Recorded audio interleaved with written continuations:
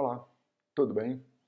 Seja muito bem-vindo, muito bem-vinda à nossa Escola Bíblica de Capacitação da Primeira Igreja Batista em Juiz de Fora. O meu nome é Paulo Henrique Silva e estou caminhando com você no livro de Atos, Atos dos Apóstolos, Atos do Espírito Santo. Se você quer conhecer todas as aulas desta série de estudos, é só apontar a câmera do seu celular para o QR Code que está logo aqui no canto do seu vídeo.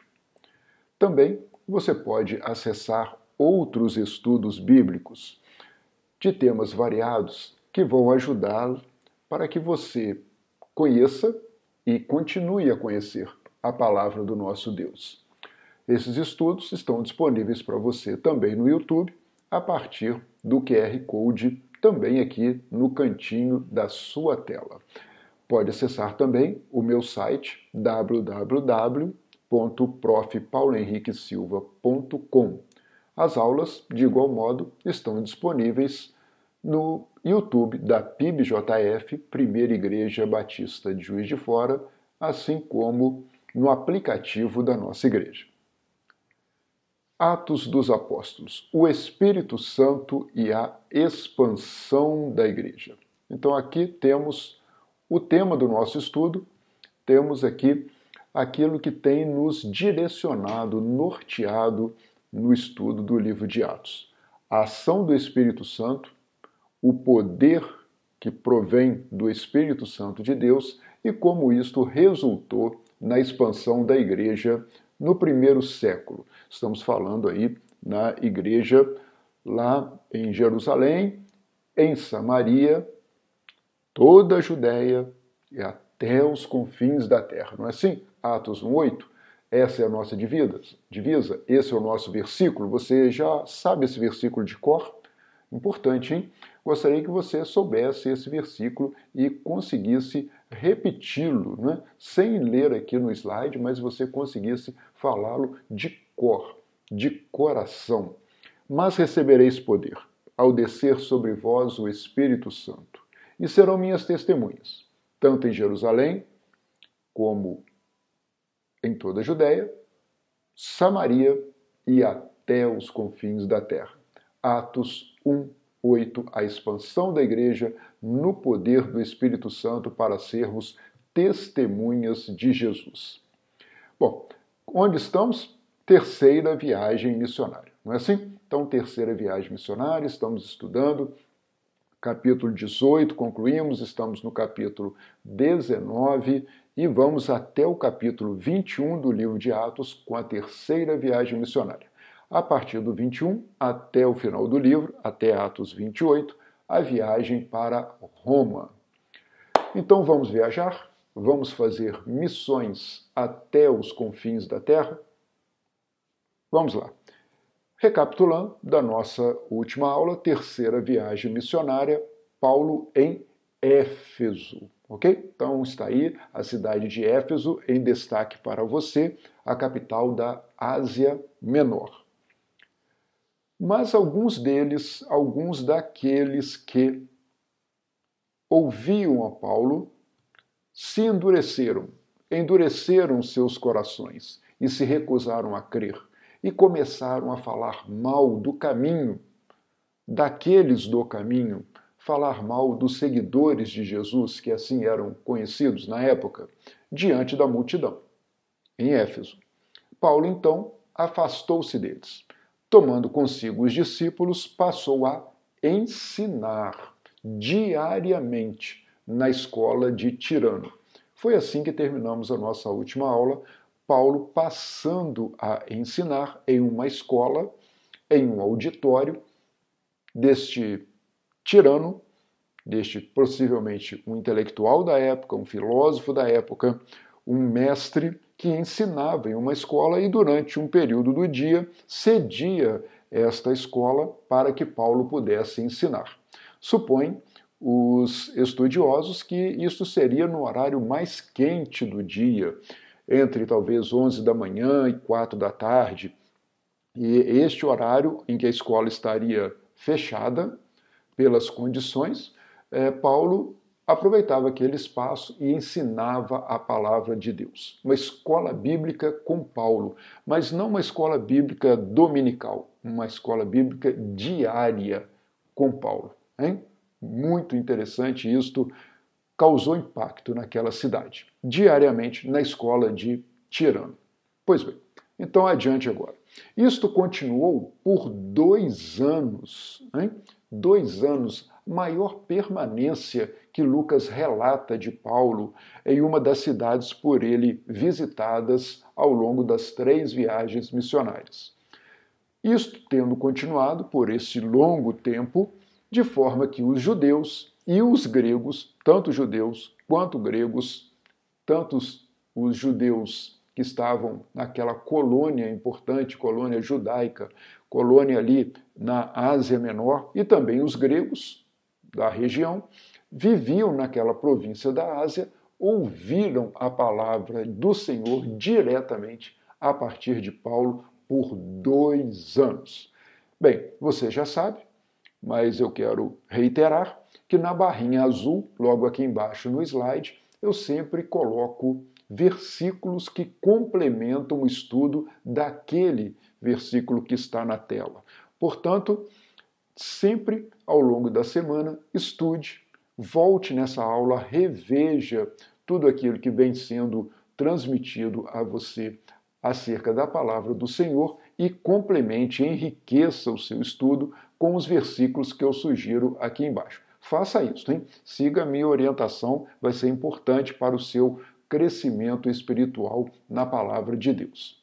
Bom, então algumas datas estão sendo colocadas e também alguns tempos. Vamos tentar resumir tudo isso? Paulo em Éfeso. Uma menção, 3 meses ensinando na sinagoga. Atos 19, 8. Bom, isso foi bem mais tempo do que em Tessalônica, não é? 3 sábados ensinando na sinagoga em Tessalônica. Em Éfeso, não. Já tem menção a 3 meses ensinando. Bom, na sequência, 2 anos, Atos 19, 10, 2 anos, Paulo ensinando diariamente na escola de Tirano. Então, 3 meses na sinagoga, 2 anos na escola de Tirano, vamos fazendo as contas. Quando chegarmos em Atos 20, 21, veremos que Lucas relata 3 anos em Éfeso. 3 anos em Éfeso. Então, lápis e papel na mão, vamos somar.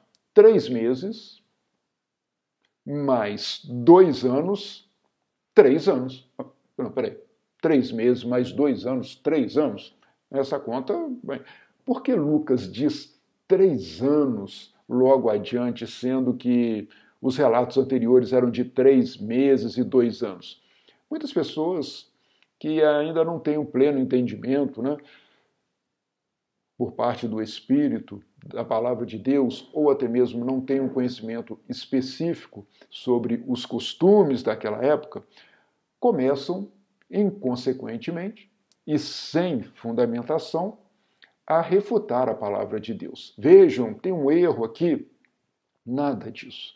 Você bem sabe, né, na forma com que os judeus consideravam o tempo.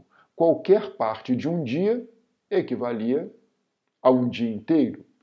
Qualquer parte de um mês seria tomado como um mês inteiro.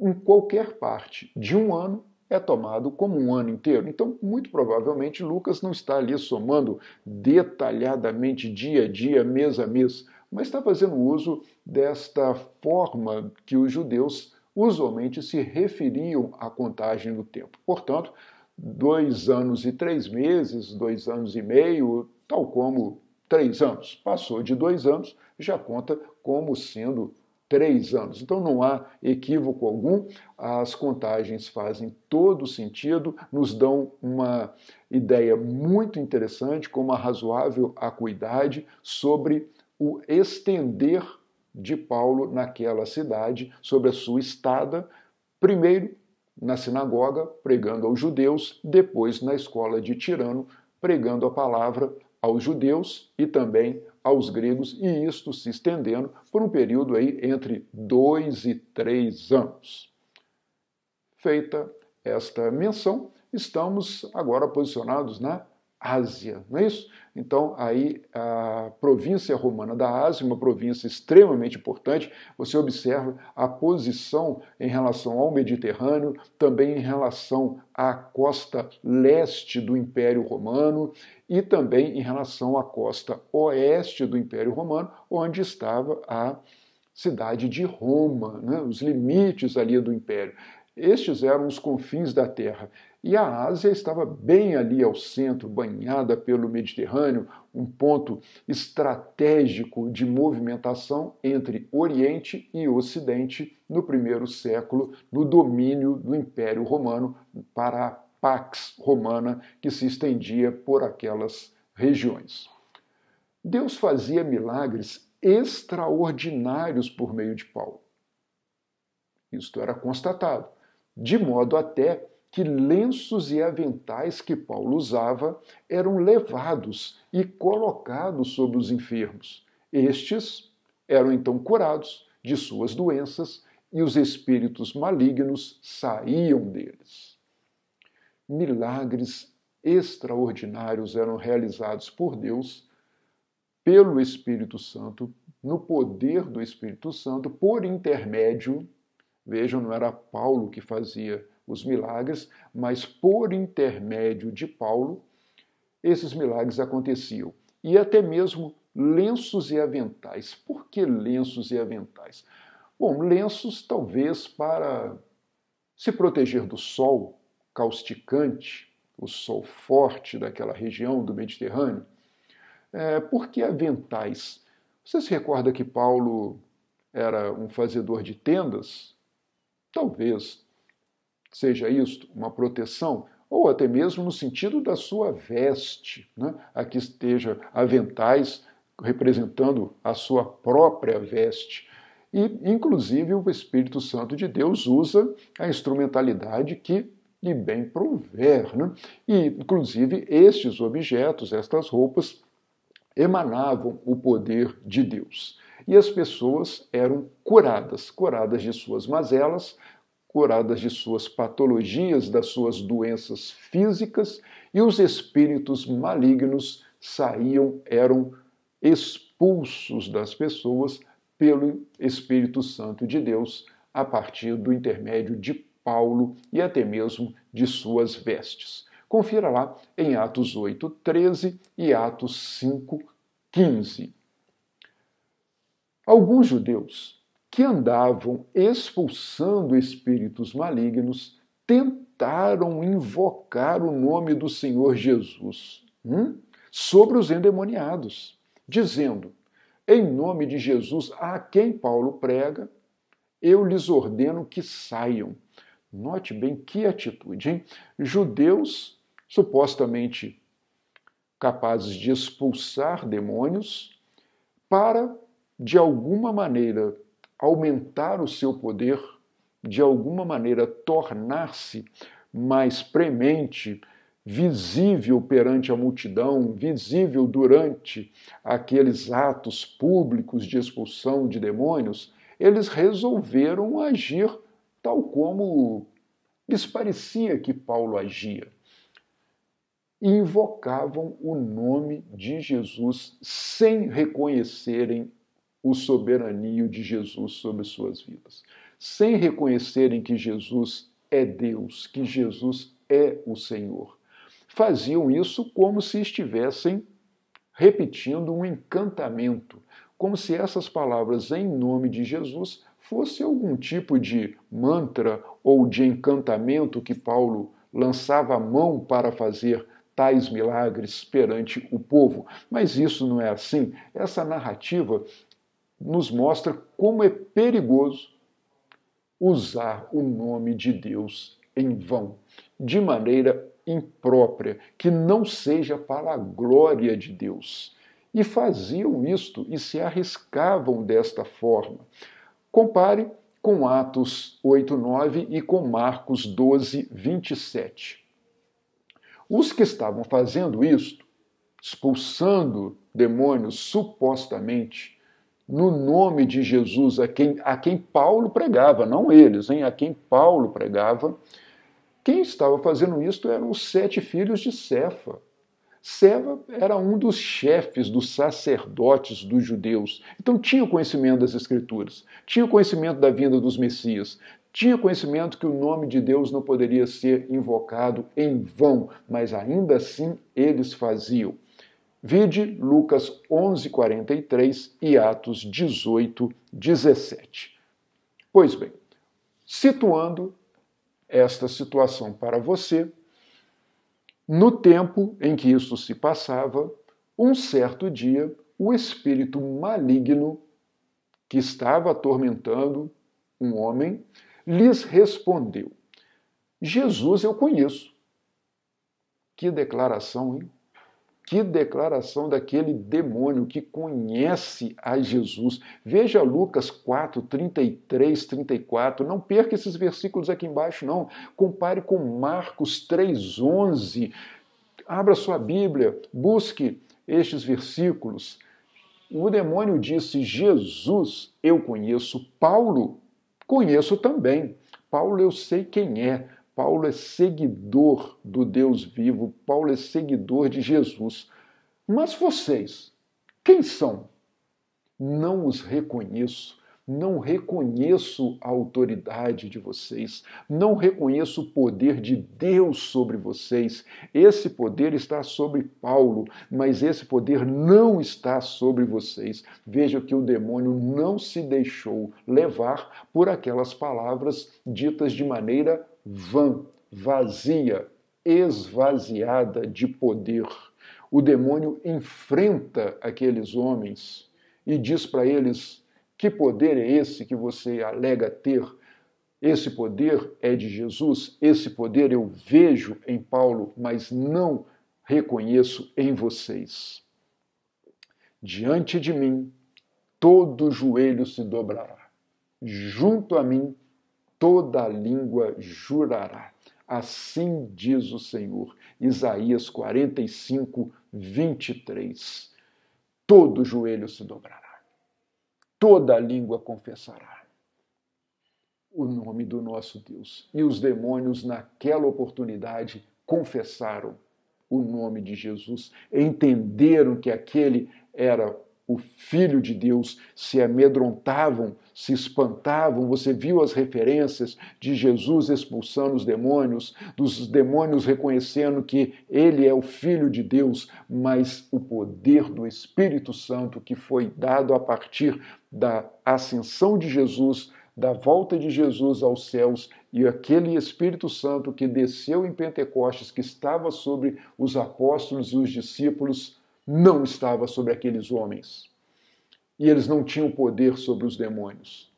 Eles mesmos, aqueles próprios homens, não haviam dobrado os seus joelhos perante Jesus. Mas haveria o dia que isto aconteceria. E o que houve?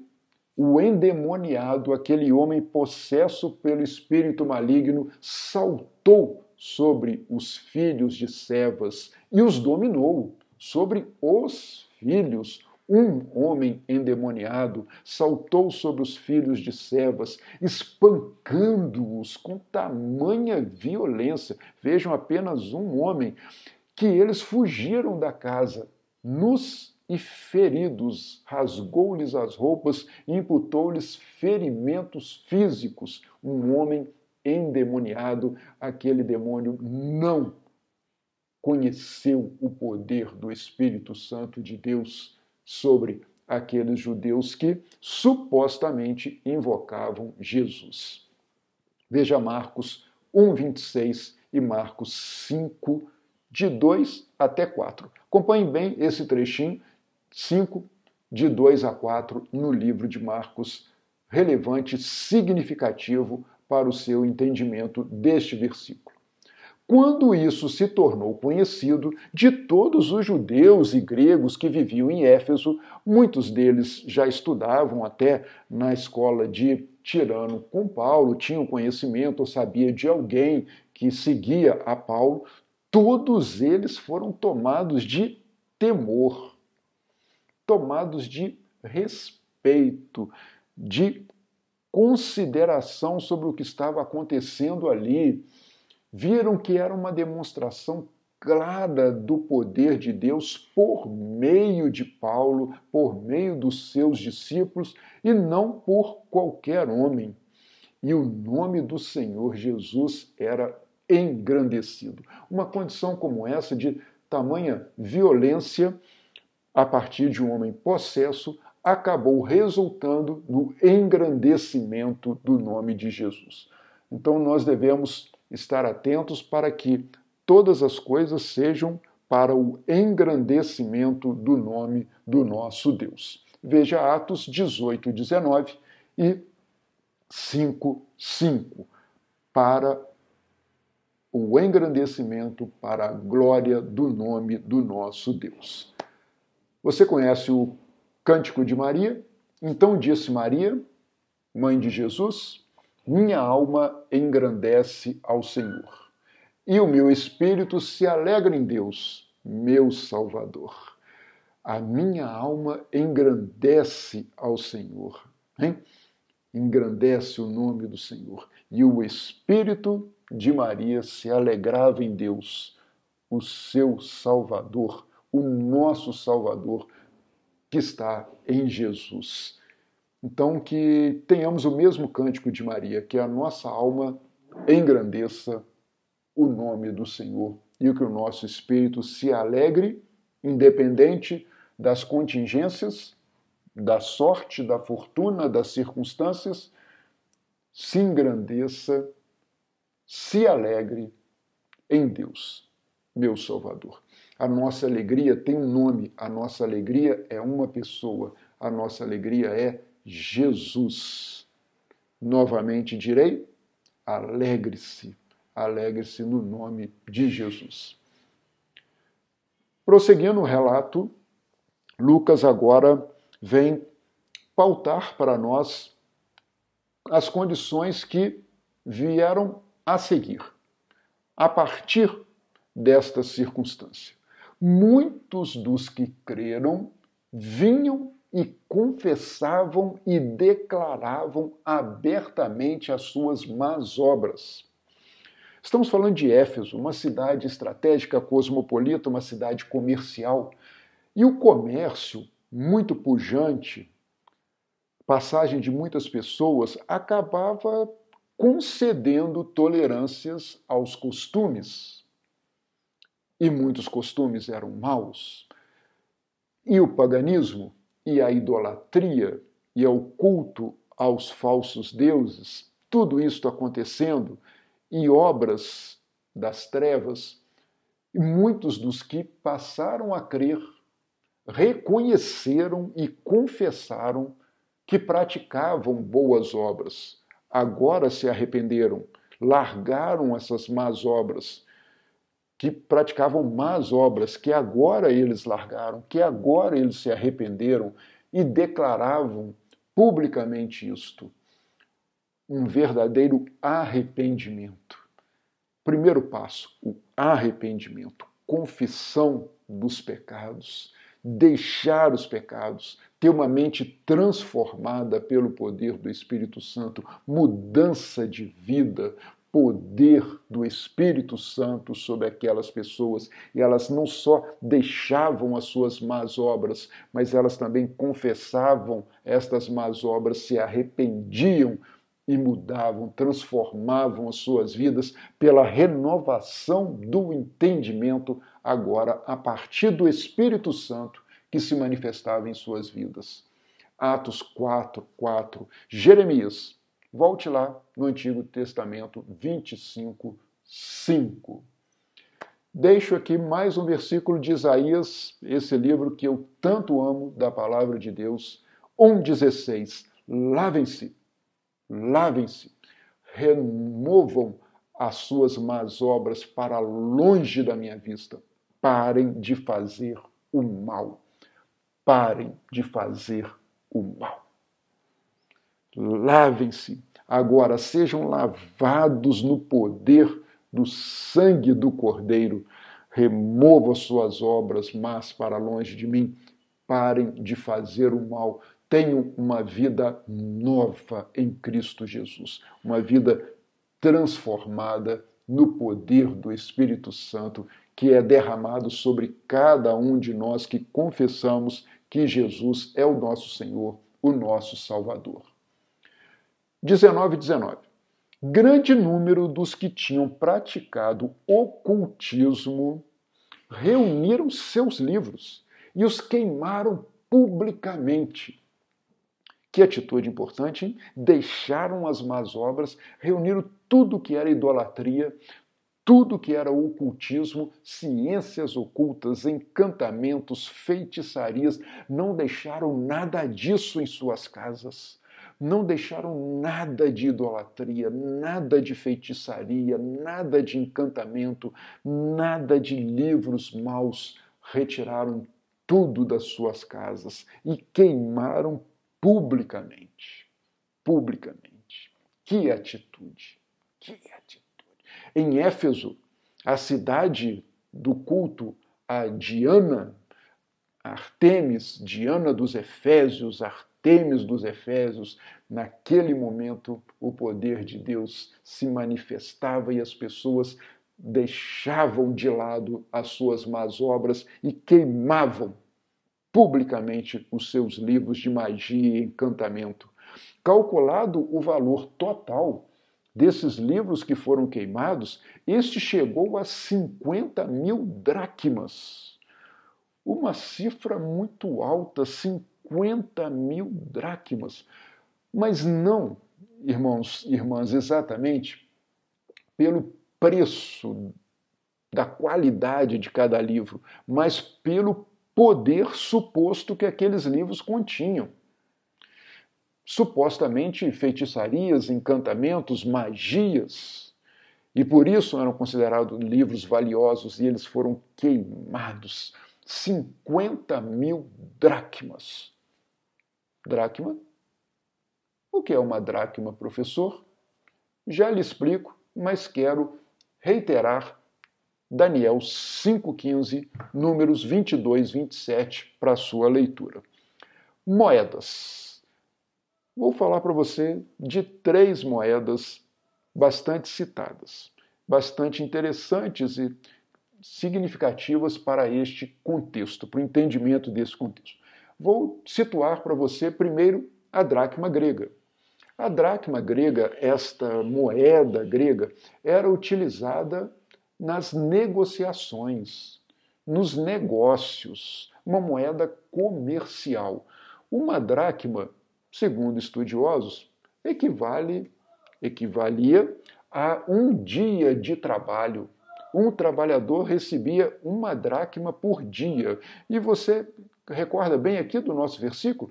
Este valor dos livros queimados chegou a 50.000 dracmas, hein? 50.000 dracmas, 50.000 dias de labuta em um trabalhador. 50.000 dracmas. Então, muito dinheiro foi lançado na fogueira na forma daqueles livros de magia e encantamento. E as pessoas estavam se sentindo libertas daquilo. Outra moeda importante, o denário romano. A moeda, sim, esta era a moeda oficial do Império Romano. Dai a César o que é de César. É o rosto de quem que está aqui nessa moeda? Dai a César o que é de César. A moeda do Império Romano usada para o pagamento de impostos ao imperador. Uma dracma equivalia talvez a 3/4 de um denário. Um denário era uma moeda mais valorizada do que a dracma grega, ainda que a dracma seja uma moeda utilizada cotidianamente para negócios, para comércio. O Império Romano tinha uma moeda oficial e esta moeda era mais valorizada. A terceira moeda, para também o seu melhor entendimento, era o ciclo judeu. Ciclo judeu. Era uma moeda típica daquele povo, daquela região, vinha de uma antiguidade ainda mais remota e era utilizada no templo. né? Moeda no templo, para o dízimo, para as ofertas no templo. Não se deixava entrar uma moeda pagã, grega, e nem uma moeda de culto ao imperador romano, como era o denário. No templo, apenas a moeda dos judeus, apenas o ciclo judeu e outras moedas variantes derivadas, mas reconhecidas ali pelos sacerdotes no templo.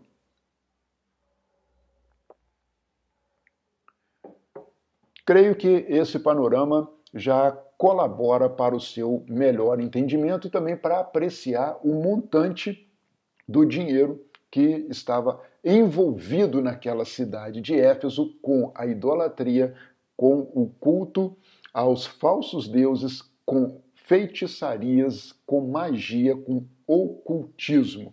Então, este foi um primeiro impacto, a queima dos livros de magia. Haverá outro. Continue comigo nos próximos estudos. Um passo adiante, 19, 20.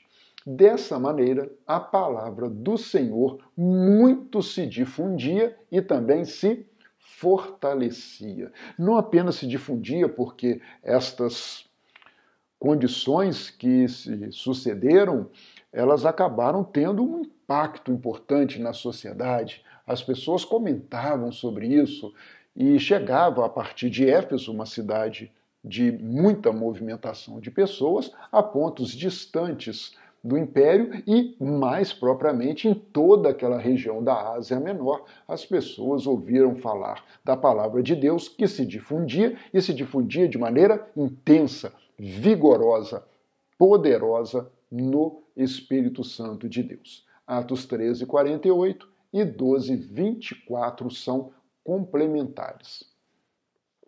Depois dessas coisas, depois disso ter acontecido, Paulo decidiu, em oração, decidiu no Espírito ir a Jerusalém.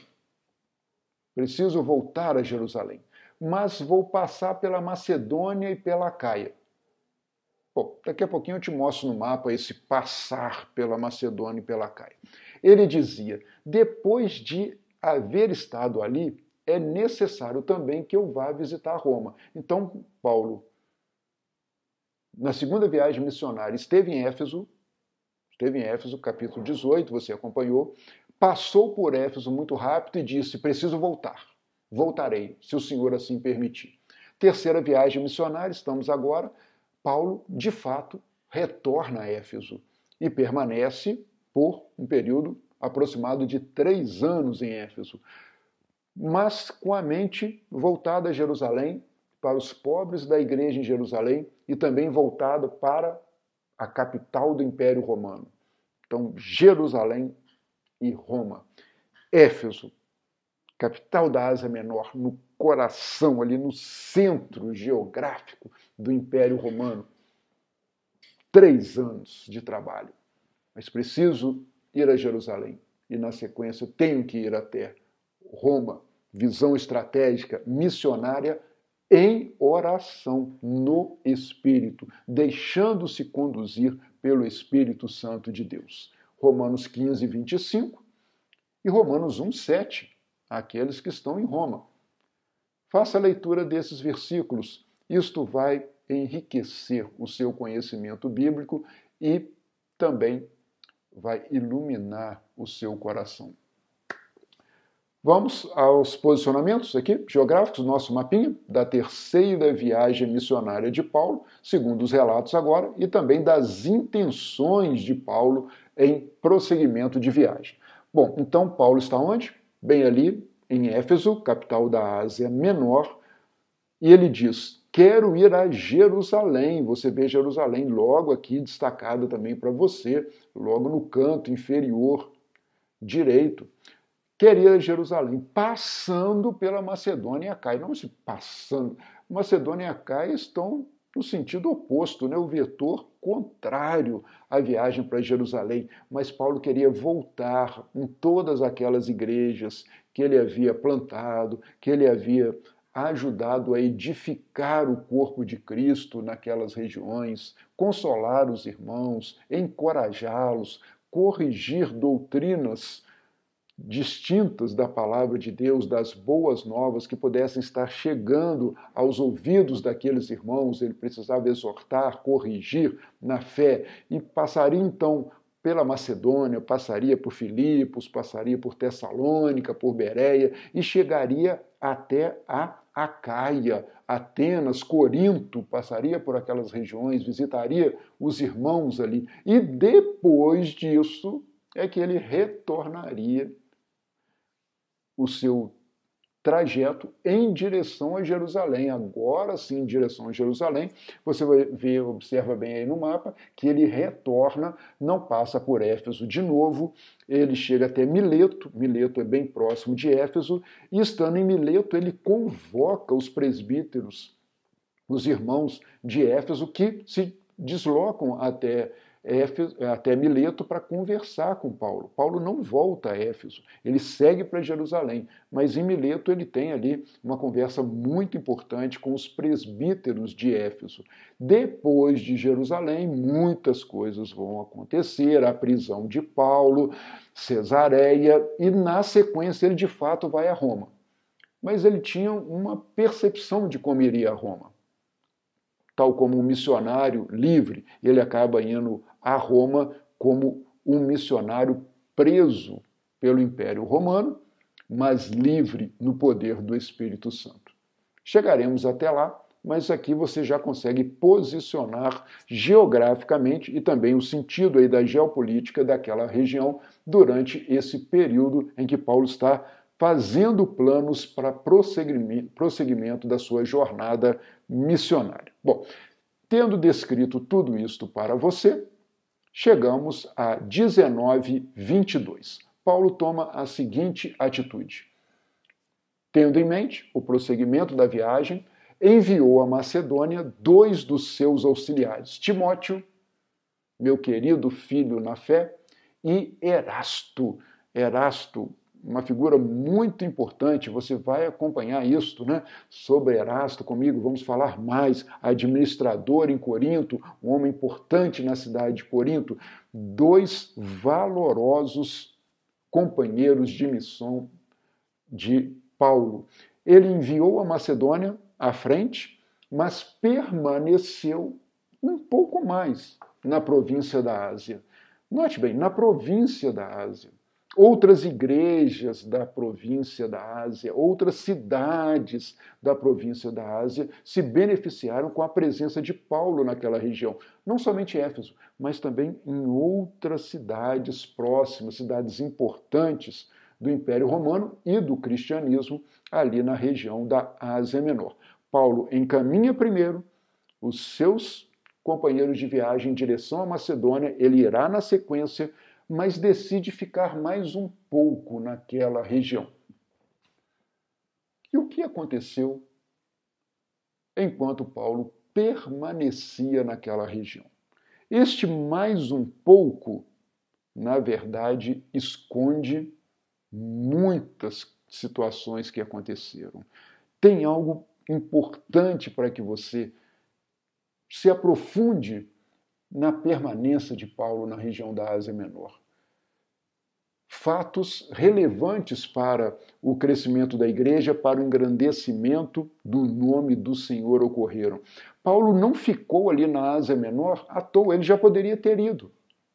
Ele poderia ter seguido com seus colegas missionários, mas ele resolve ficar.